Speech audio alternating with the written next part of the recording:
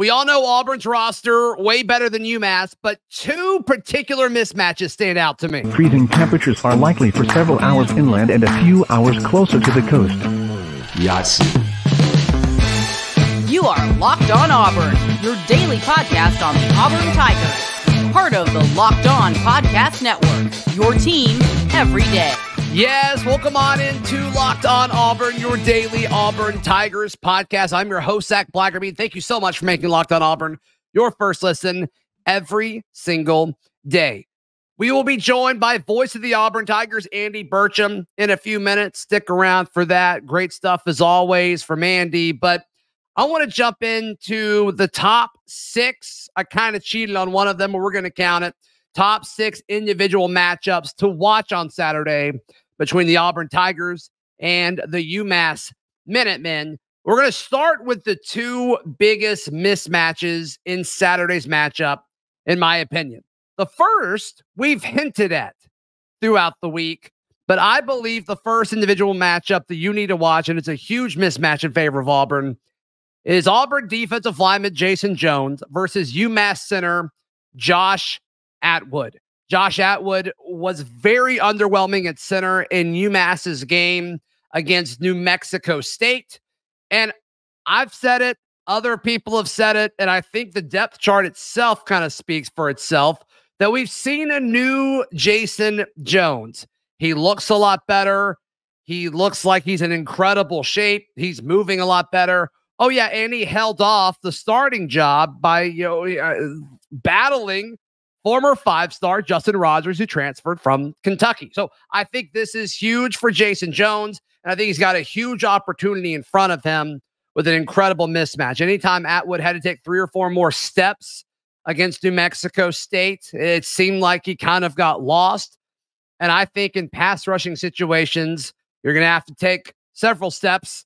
And obviously, when you're getting in a pass set, I think Jason is going to be able to do that. Also interested to see if they move Jason around and stunt this defensive front seven, because if you do, and Ron Roberts has a lot of stimulated pressure coming up, that's a lot for a center to have to process. So I've got Jason Jones versus Josh Atwood as the first individual matchup that I'm looking at on Saturday. The second is Auburn nickelback or star Keontae Scott versus UMass slot wide receiver Anthony Simpson. Of Simpson's 55 snaps for UMass against New Mexico State on Saturday, 45 of them were out of the slot. And he honestly was the primary target from UMass quarterback Tyson Pachan, who led the team with 3 receptions. And if it wasn't for this one guy having, a busted coverage and a big play, I think the leading receiver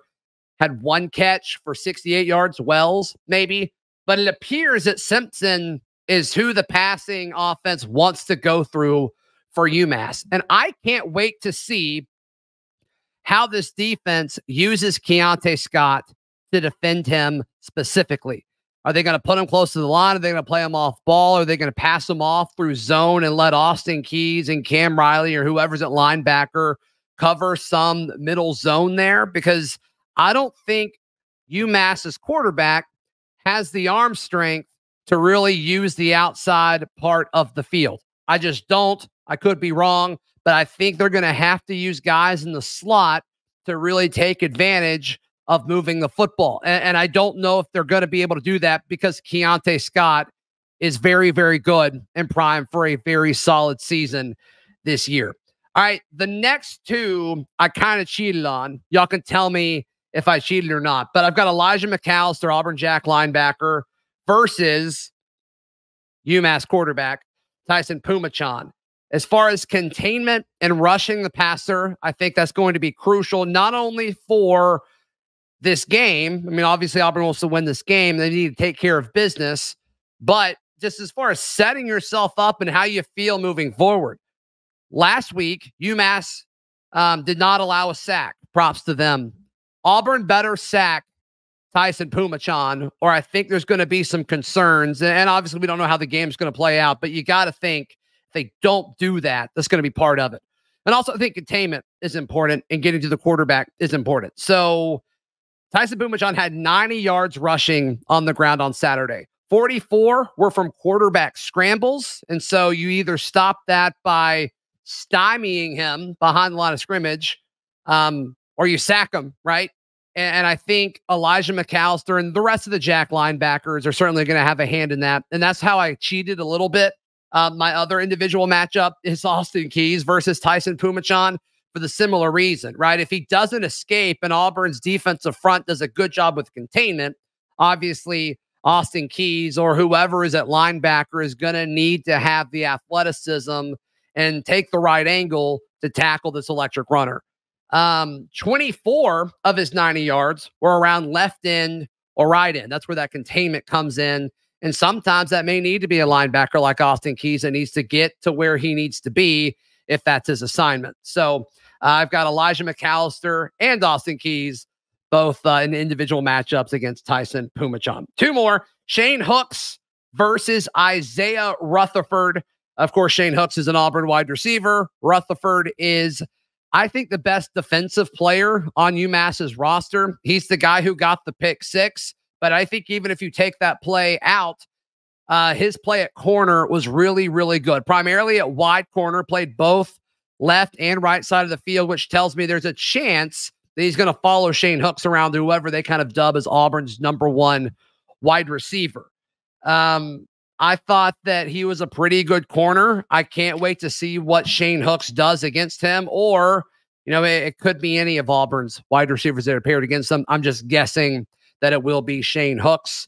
And then my final matchup that I'll highlight before we get into our conversation with voice of the Auburn Tigers, Andy Burcham, we'll go back to the trenches, but Auburn on offense this time. Dylan Wade, obviously, will be Auburn's left tackle versus Zakudo Iguanagu, which is an awesome name, but he appears to be UMass's best pass rusher. In 14 pass rushing snaps, he had 2 pressures last week, which from a pressure rate, that's pretty good. You certainly take that. We'll see if they use him on early downs against the Auburn Tigers on Saturday, and Dylan Wade will have a good opportunity to go up against him. And this guy lined up on both the left side and the right side. So there's a chance that it's Gunnar Britton going up against them in some pass rushing situations. Or, of course, Xavier Miller, whoever is at right tackle. I got a feeling we're going to see a few folks playing right tackle and maybe left tackle too. We'll certainly see what that offensive line rotation looks like. But I gotta admit, the 2 mismatches that I think Auburn are going to really benefit from, Jason Jones versus UMass center Josh Atwood. I just don't think he's very good. And Keontae Scott versus UMass slot receiver Anthony Simpson. I think those are going to be the 2 things where, like, everybody's talking about UMass.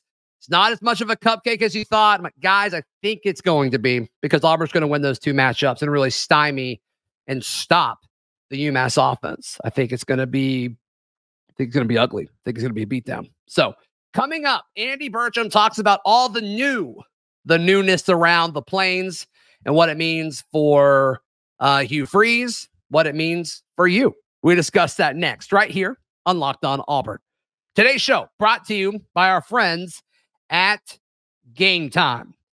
You never want to be stressed, right? You never want to be stressed about anything, but especially when you're doing something fun and something you look forward to, going to sports. And they sell more than just sporting tickets as well, but that's what we're going to talk about today. Look, it's a hard sellout this Saturday, Auburn versus UMass. But if you download the Game Time app and be sure to use promo code LOCKEDONCollege for $20 off your first purchase, you can get in to Jordan-Hare Stadium and see the Auburn Tigers take on the UMass Minutemen at the start of the Hugh Freeze era. So I want to encourage you to download the Game Time app.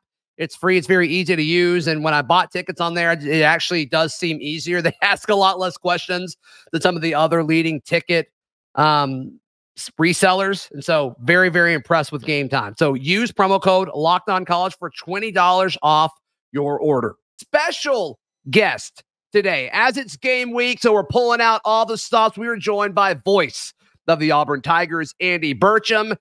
Andy, I can't imagine how much different the prep is for this year, because it's a different team. It's a different coaching staff. A lot of new faces that you're having to prepare for this year. Well, I've been working on spotting boards for a month, just between Auburn and getting ready for UMass on Saturday, and with all of the new faces in, this guy's moving from right tackle to left guard and just daily almost moving guys around. But it's a lot of new faces, and it's a good thing that there's a lot of new faces on this Auburn roster. And that's one thing that, as I've done radio hits just like you have, or speaking to Auburn clubs all over the Southeast. Yeah. I mean, the thing that has struck me about Hugh Freeze is the moment that he was named Auburn's head coach in November. Mm-hmm. He started immediately to form his staff, which I think he did in a patient manner, and then completely revamping the roster. And say what you want about the transfer portal and NIL, and I understand, but without that transfer portal, where would this Auburn roster be going into the 2023 season? Right.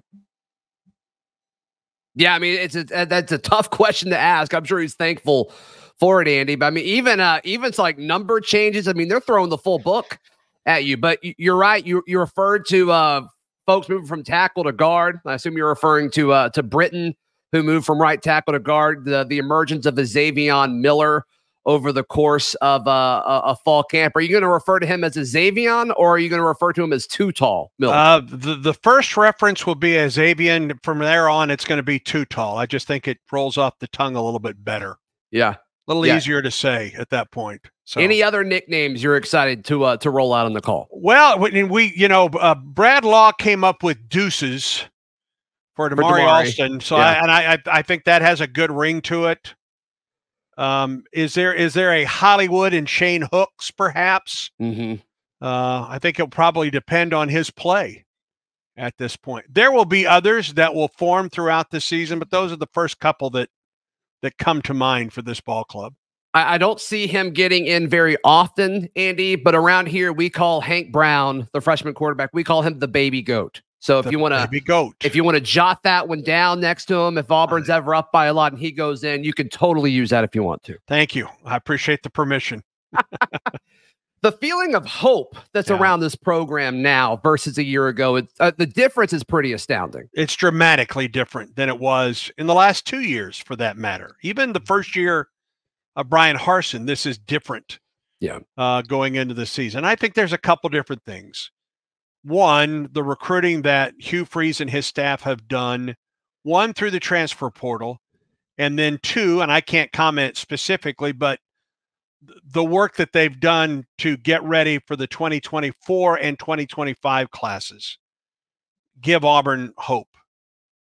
His style of play and what he has done at previous stops at Lambuth and Arkansas State, certainly what he did at Ole Miss, and most recently at Liberty. I think that gives Auburn hope because the man has transformed programs wherever he has been. And then the way the Auburn family has responded to it, Zach. Sure. When you set a record for season tickets sold, and now every game other than New Mexico State and Mississippi State are hard sellouts now, including this Saturday against UMass. Right. Yes, there is renewed optimism, renewed hope, excitement going into this season. And talking with the players last week, including Peyton Thorne and Nehemiah Pritchett and Cam Riley and even Oscar Chapman, I asked each of them, do you guys sense the excitement around town on this campus? Because listen, other than being in class or maybe in their dorm room or apartment, they spend the rest of their time at the Walton Ginger Woltos Football Performance Center. But they get it too.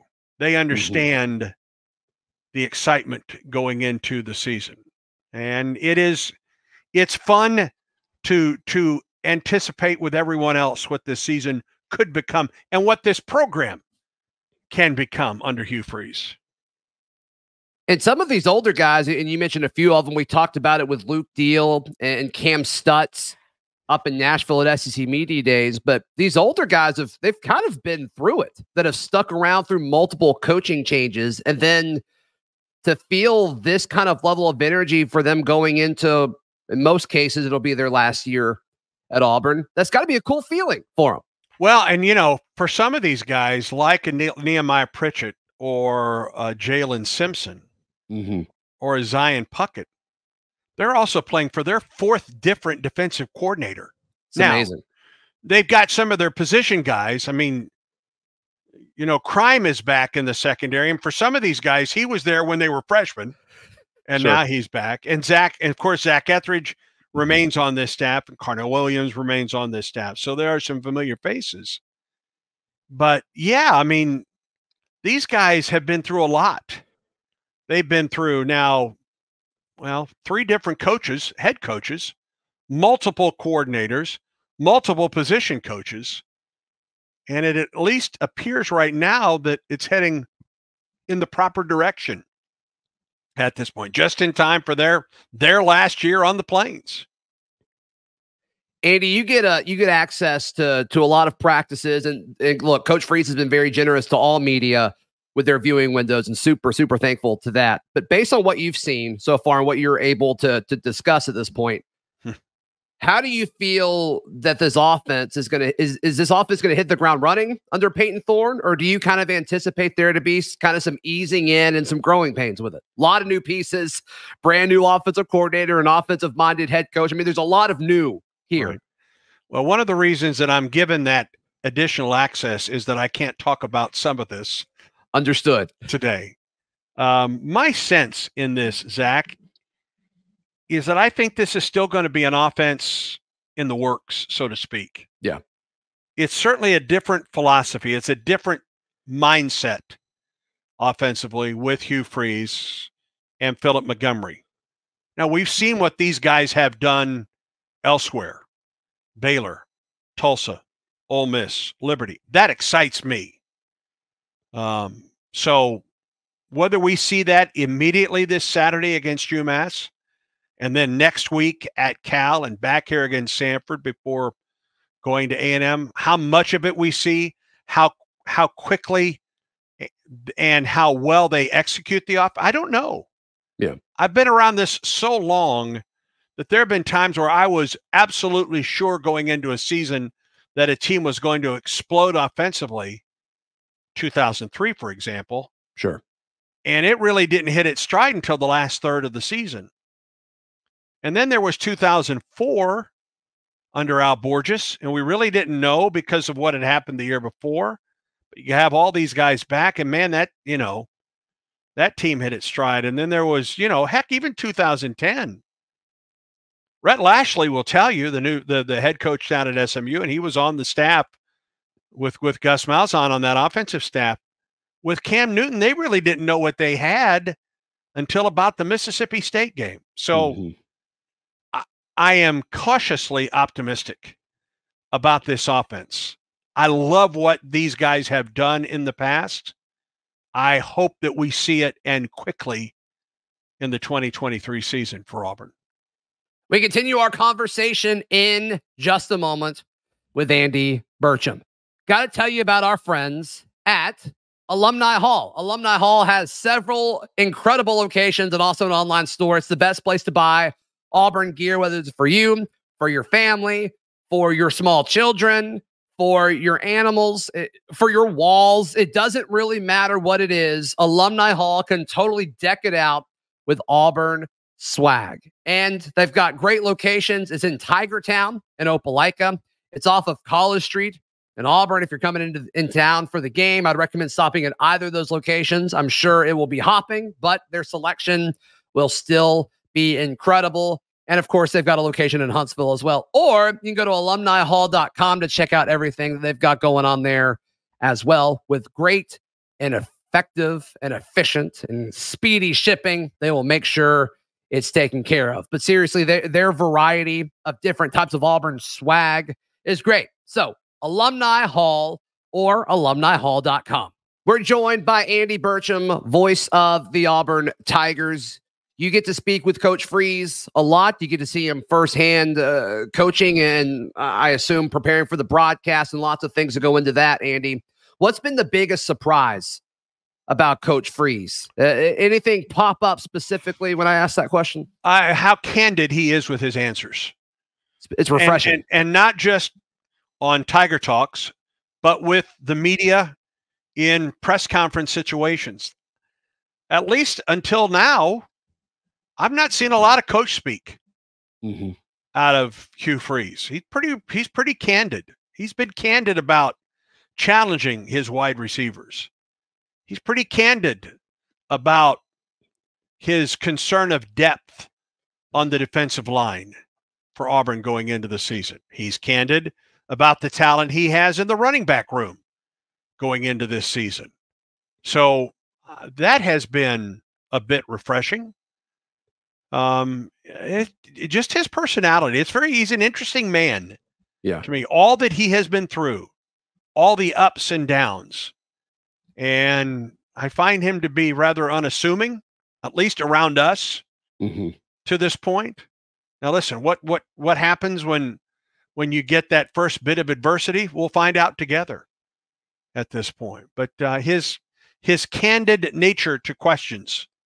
And there have been some questions that he simply has, he tells us he can't answer. He won't answer. So I find that refreshing. Does the candid nature change kind of your approach to when you interview him for broadcasts? A little bit. Yeah. You can ask a question. Yeah. That, a tougher question. Listen, I've never been one of these gotcha kind of guys. Sure. If we're going to ask a tough question, I like to give the coach a heads up. Hey, listen, I'm going to ask you this. I understand. And it's been that way for me since I've been at Auburn. Right. So we always give the coach that courtesy. But yeah, I mean, you know that if you ask a tougher question, or if you ask a question about offensive line, he's going to answer the question. At least he has so far. At least he has so far. Right. That's right. That's right. As far as expectations for this year, Andy, I mean, you're seeing all sides of the spectrum. You're saying Auburn's going to be the dark horse in the SEC. No question. You're seeing Auburn's going 5-7 or worse. The reality is probably somewhere in the middle of that sweet spot. What do you think expectations should be for this team? Well, it depends who you're asking. Okay. Right? Yeah. Because I think expectations of the Auburn family are probably pretty high because of everything we've talked about, the momentum from an off season, the recruiting of the summer, season tickets, and everyone's just ready for the season. So it just remains to be seen. This schedule is so tough. And at least for one more year, you're playing in the toughest division of the toughest conference in the country. And you still have Alabama and Georgia on your schedule. Granted, they're both coming to Jordan-Hare Stadium, but you still go to Texas A&M. And who knows what we will see out of the Aggies in that conference opener at the end of September. Right. You still have Ole Miss and Mississippi State coming here. You still go to Arkansas. And I still have a lot of question marks about the Cal game, Zach, and not necessarily because of the Bears, and that's not a slap to Cal, but this is a brand new team with, for the most part, a brand new coaching staff going across country to play at a 9:30 game Central Time. How do you handle that kind of travel in your first road trip against a team that, frankly, probably until this year, you really haven't paid a whole lot of attention to until now? But I guarantee you Auburn paid a lot of attention to that North Texas game that Cal just played. You know what I'm saying? Yeah. So that first road game, and I know some folks have just chalked that off to an Auburn win. I've got question marks just because of it's the first time for a lot of these guys in an Auburn uniform to get on that charter plane and fly across the country and getting ready for a game in an atmosphere that none of these guys have played in before. Yeah, I mean, it continues that trend of a lot of firsts that right. appears to keep popping up. Have you ever called a game at Cal? Any sport? Never been to Berkeley. Okay. I've been to San Francisco. I've done women's basketball at Stanford. Okay. Was obviously there for the Rose Bowl game against Florida State. Right. I've done games down in San Diego and Fresno. And, well, actually, I didn't make the trip to Fresno. I take that back. That's a long time ago. So, no, this will be my first trip to the Berkeley campus, to Cal Berkeley, all of that. So I'm looking forward. I look forward to the trips where we're going for the first time. I enjoy that. I really enjoy that aspect of this job. Which road trip are you looking forward to the most? Is it Cal or is it an SEC foe? Well, right now it's Cal, just to learn. Yeah. Just to do a game there at Cal Stadium. They're, I think, celebrating. It's a milestone year for football at Cal. So that's going to be interesting. I think they're going to have a drone show at halftime, I saw. Interesting. For that game. So I look forward to seeing what that looks like. How do you think with Cal, Andy, sorry to cut you off, how do you think the environment around Cal, not knowing what conference they're going to be in 12 months from now, do you think that impacts anything this year? I don't think that impacts this game in the least. Okay. I don't. And I don't think it impacts the players at all. Now, okay. I'm sure it impacts the administrators because of the uncertainty of are they going to be in a league? Are they going to be traveling across the country in that league, or they're going to be staying home? Or I'm sure that there is an impact there. I don't know if it will impact the fans or not, but this is a big name coming to your place. This is a shot to beat one of the big boys from the conference. That's right. So I've got a feeling folks at Cal, and I know it's a different lifestyle there than it is on the plains. Right. I've got a feeling they're going to be ready for Auburn when the Tigers come rolling in that game 2 game. Yeah. Andy, a lot of changes in regards to the Auburn football and just really all the Auburn sports broadcasts this year, especially locally to folks that live in Auburn, Opelika, and Lee County. Give us an update on how people can hear the broadcast this season, as well as everything else. We're very excited to be back with Auburn Network Incorporated and back on Wings 94.3 for both Tiger Talk and then football and men's basketball, with women's basketball and baseball on Lee 100.3 as well. We're very excited about our partnership with the folks out at Auburn Network Inc. They have been an affiliate for us before, and we're glad that they're the flagship station now for the network. There are some differences inside and outside the radio booth, as I'm sure Auburn fans know by now. Stan White, after 22 years, decided to step away from the booth and spend some more time with a family that is getting into high school and already is in high school. And Stan works very closely, helps raise money for the athletic department at John Carroll High School in Birmingham, the high school that produced Pat Sullivan and Tom Gossam. That's where his kids go to school. They're all active in baseball and football and softball. And so he had been hinting about this for a couple of years and decided this last year would be his final. And frankly, Stan turned into one of the very best color analysts that there is. Football, basketball, baseball, TV, radio. I don't care. He is one of the elite. And we will miss Stan's work, and we will miss Stan's friendship on game day Saturdays. When Stan told us that there was a possibility, we started planning at that point. And the one guy that was number one on our list to move in to replace Stan is the guy that is going to be alongside me in the booth, and that is Jason Campbell, SEC Player of the Year in 2004. That 04 team is one of my favorite teams of all time in any sport that I've covered. Sure. And I loved his career and the persistence of his career and the success that he had. And of course, he had a terrific career, and it would have been a lot better without injuries in the NFL. And I really look forward to Jason being in the booth with us and giving his perspective. It will be a different style than Stan. And I look to, and it'll be interesting to see how that forms, as the years go on. And then one other change there are two other changes in the booth, outside the booth. Sure. Will Herring, off of that 04 team, outstanding linebacker, played in the NFL, now lives in the Auburn Opelika area with his family. Will is going to be alternating time on the sideline as our sideline reporter with Ronnie Brown. So will give us he will give us that defensive perspective that we haven't had on the broadcast since Quentin Riggins was with us for 25 years. And perhaps the happiest that we are about our crew this year is that Paul Ellen is back after a year away to deal with two different forms of cancer. Paul is back, and he is our host once again on the Auburn Sports Network football broadcast. He will join us periodically throughout the year on men's basketball and baseball as well. So, we're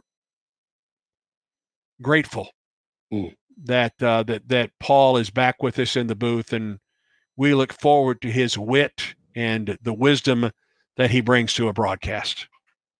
Absolutely. And you guys are the best in the biz, and excited to listen to all the calls, and hopefully a lot of wins this season. Andy, thank you so much for your time as always, and I hope we can chat again soon. Zach, it's always great to talk to you, my friend. Congratulations on all of your success. Thank you so much to Andy Burcham, and thank you so much to you for watching today's show. Please like the video. Please subscribe to the channel. It really, really helps a ton when you guys do those little tiny things. It means the world. And I want to encourage you to come back tomorrow. Jake Crane joins us as he does every Thursday now. That has been an absolute hit. And the feedback we've gotten from Jake's visits on the show have been really, really cool. So please come back tomorrow. Looking forward to it. In the meantime, you can find me on socials at Zac Blackerby, or you can read all of my written work at auburndaily.com. We'll see you tomorrow. This has been Locked On Auburn.